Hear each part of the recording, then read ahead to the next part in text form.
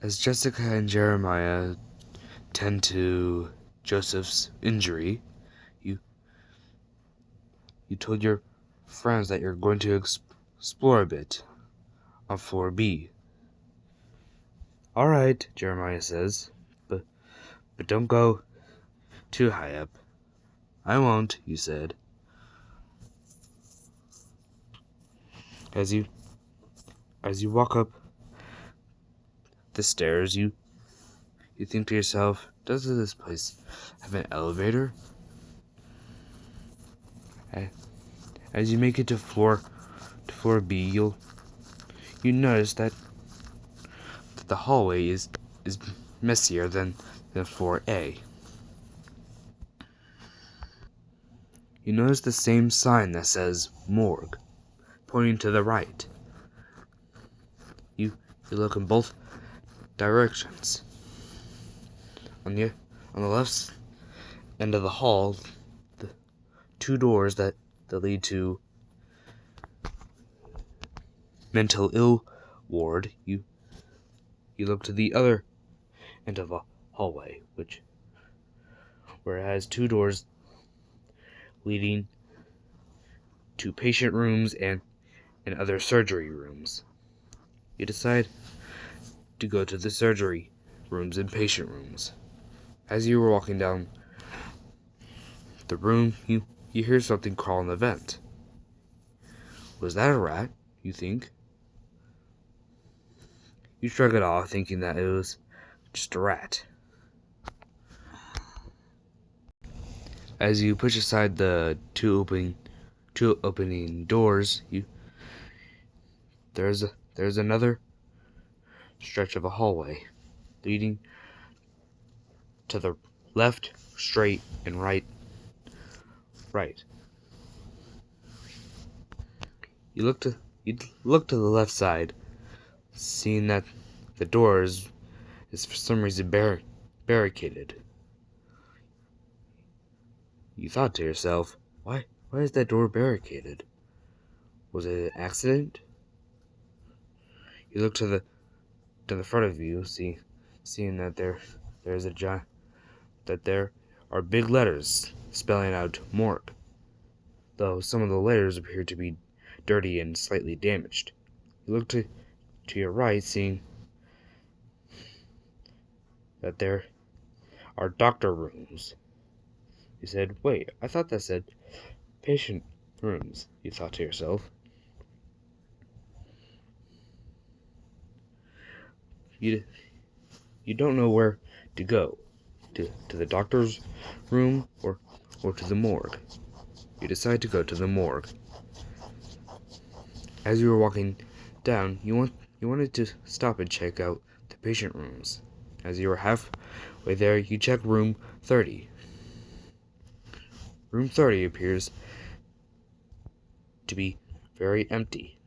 The bed is messy. The IV bag is dried up. The window is closed. The heart monitor is off. You check the other rooms until you check room 40. Room 40 has a clipboard at the end of the bed. You check the clipboard, seeing that there was an actual person, Ethan Burns. Who is this? You said. As you were checking the clipboard, you noticed that there is no exact date of the man's birth date. As you were going through the papers, you stop, seeing that there are medical conditions. You're surprised that there's a series of sentences all scribbled out. You can't unfortunately read them since the crossing of the words are so deepened that the paper is torn. You check back on the front of the paper and see that there is a small box with the word injuries.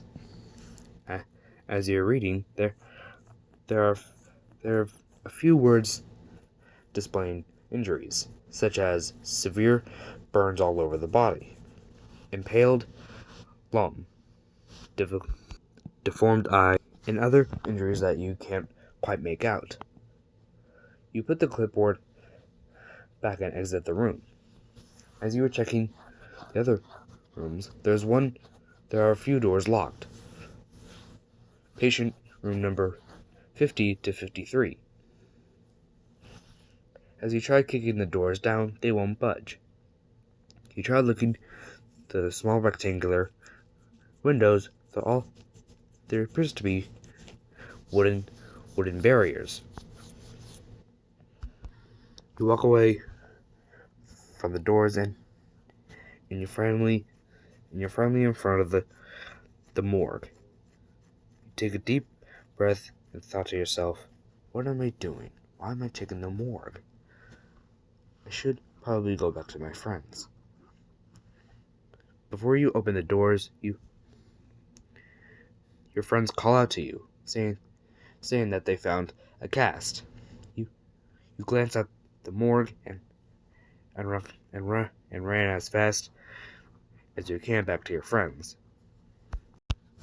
Oh look, you're back, Jessica says. Dude, what took you so long? Joseph replied. I was checking floor B. Oh, well, what'd you find? Jeremiah says. Well, I found this room where it had a person in there once. Really?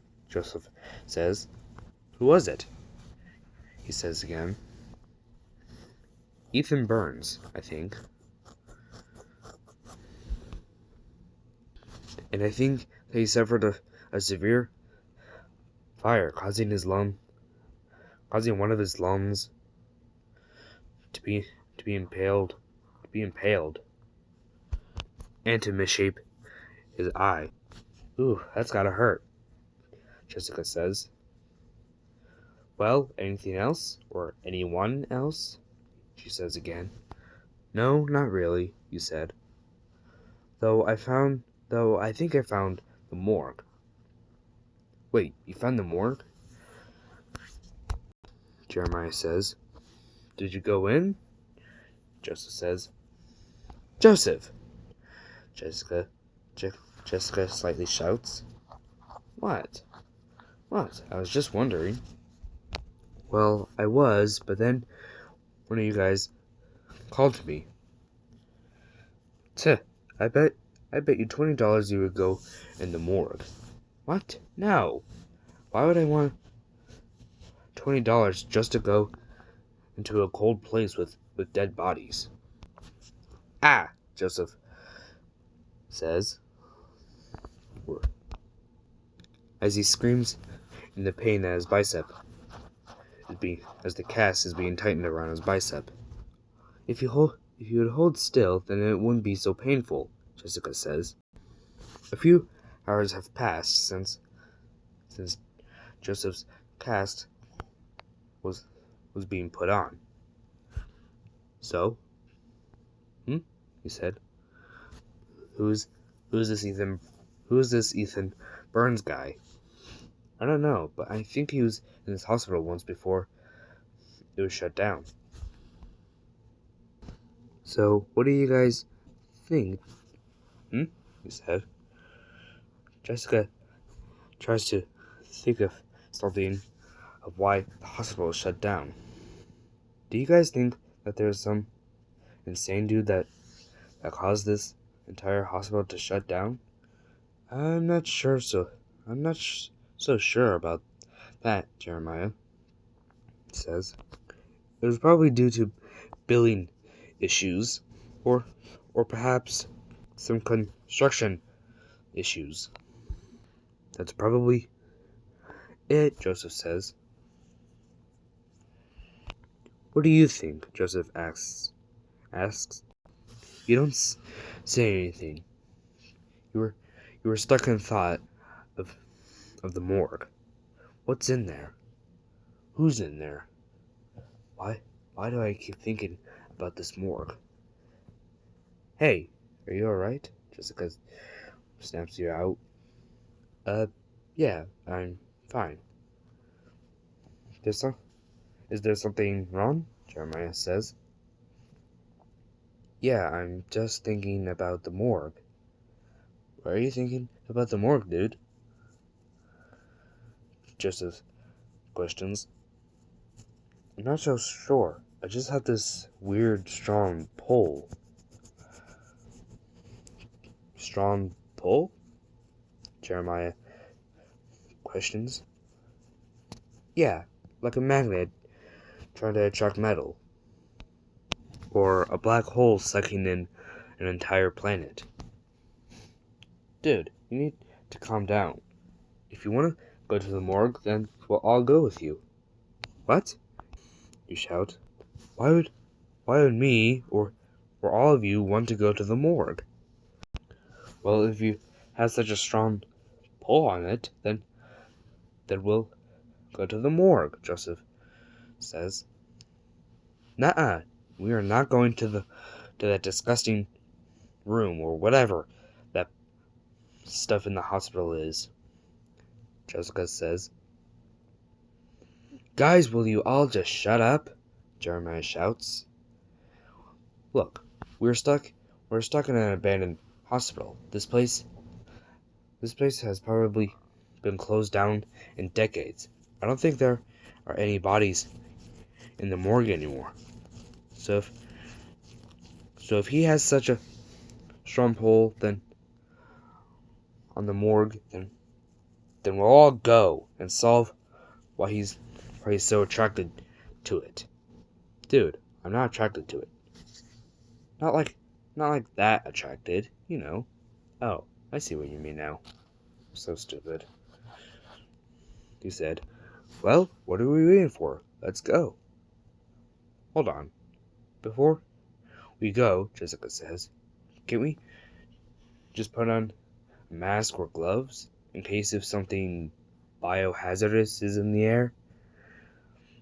Well, I don't think there is anything biohazardous in the air in the morgue. If there was, I wouldn't have came back, you jokingly said. Jessica looks slightly confused, but she shrugs it off and catches up. Well, let's just be cautious. Alright, let's go. As you and your friends walk up the stairs and halfway to the hallway of the morgue, you glance back at room. You stop. So do your friends stop. Dude, why'd you stop? Joseph says. You point and stare at room 40. He says, that's the room where I think that man, Ethan Burns, was in. Really? Jessica says. Yeah, there's also a clipboard about him. Well, sort of about him. Jeremiah opens the door, grabs the clipboard, and walks out. He examines it and gasps in surprise. Wait, I've heard of this man before, Jeremiah says. Wait, you've heard of that person before? You question. Yeah, he was once my down the road neighbor, though I never saw him afterwards. But I did see a fire. Oh God, is he dead? I'm not so sure about that, Jessica says. It seems that they may have survived. Oh really? Can someone then explain how he's alive if he has burns all over his body and an impaled lung and a misshapen eye. Well, maybe the impalement of his lung wasn't so severe, Jeremiah says. Guys, we're getting sidetracked. Come on, put the clipboard back and let's go. Jeremiah does so and puts the clipboard back and closes the door again. What's wrong with him? Joseph whispers to Jessica. I'm not sure, but I think there's something about that room he's so attracted to. Childhood trauma, maybe? Joseph theorizes. Not so sure, Jessica says. Guys, we're here. At the morgue. It kind of looks boarded up on the inside. Let's find out. Please don't break your other arm or your same bicep, Jessica whines. I'm not gonna run to it. I'm just gonna push it. Joseph does so. Joseph puts his good hand and pushes the door. It's not barricaded. In fact, it opens. Ladies first, Joseph jokes. Whatever, let's just get in, Jessica whines. As Jessica and Jeremiah walk in, before you walk in, you hear another thud on the vents. Did you hear that? Hear what? Joseph says. That thud. It's probably just a ceiling tile in the vents. Ceiling tile in the vents? Or a rat. Is there really a rat that could cause such a loud thud? You thought to yourself. You walk slowly and then catch up with your friends. Whoa, Jeremiah says, in absolute surprise. This is the morgue? It's so cold in here. Jessica shivers. Well, morgues are supposed to be this cold to get the bodies preserved. You said to Jessica. Preserve bodies for what? Well, let's say limb transplants or organ transplants. Doctors don't use morgue patients for organs. They use them for limbs. Oh. Well then. As you and your friends walk around the empty tables, you discover that one of these tables has a body. On the side of the table is a clipboard hanging on the side of it, probably magnetized to it. Guys, I found something. You take the clipboard off with ease grip. As you look through the few pages, the patient number is 42. Patient 42? Where's her name? Her? Joseph says. Yes, it's a female. Death? Car accident. Date of birth, 1929 through 1978. So was this person here since the 1920s or 80s? 70s. Oh, sorry, I misread it. Joseph says. You hear a hyped scream. It's probably your friend Jessica. You put the clipboard back on the magnetized spot of the table, and you and your friends run to where Jessica is. What? What's the matter? Jeremiah questions. Jessica points. There's a severed top half of a person in extreme decay. The skull is the entirety of the skull and mandible is completely exposed, with one eyeball in the right socket. Strings of muscle can be seen holding the mandible and skull onto the spine to keep it from falling off. The arms are extremely rotty, with the forearm, bicep, and shoulder and shoulder blades, and even most of the left side of the rib cage is exposed on the left side and right side. Long strings of muscle, tendons, and veins can be seen wrapped around the bone, keeping them together from falling off. You notice that the lower half is nowhere to be seen. The only remains of the lower half is the broken leftover of the spine and the torn left large intestine and small intestines hanging out from the rib cage.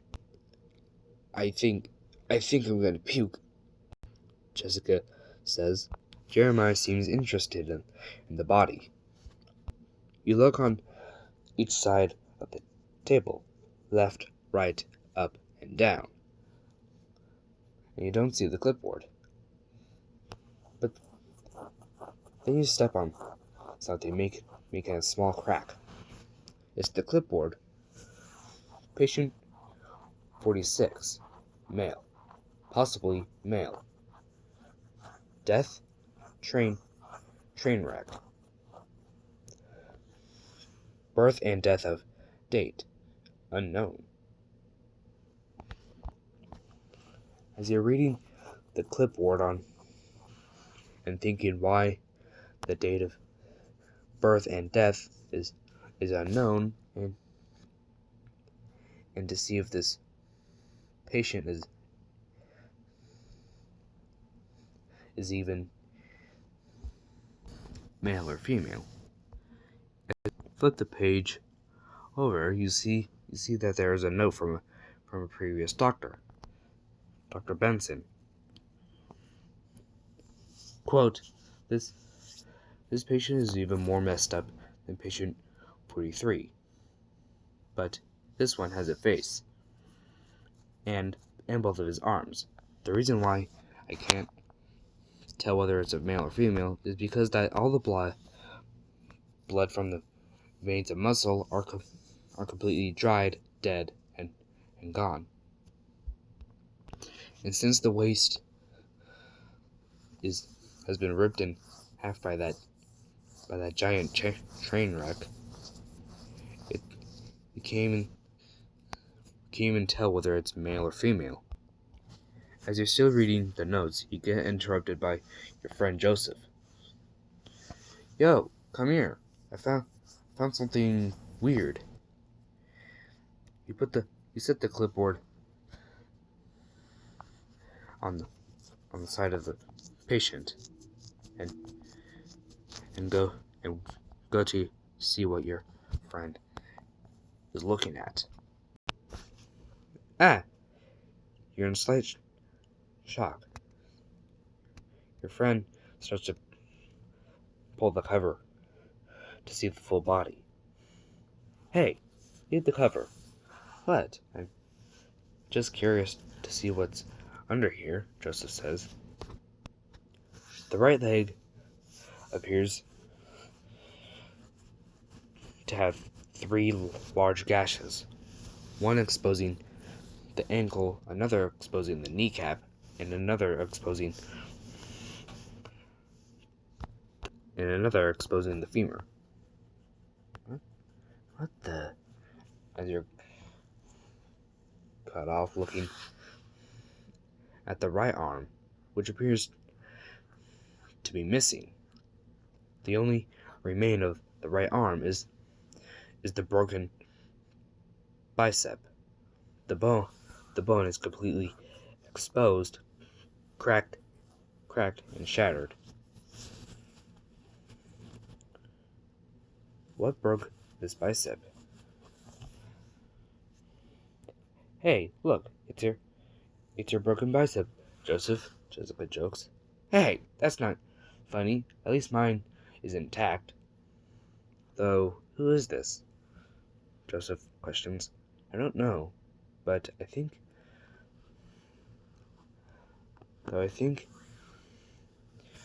it's a guy?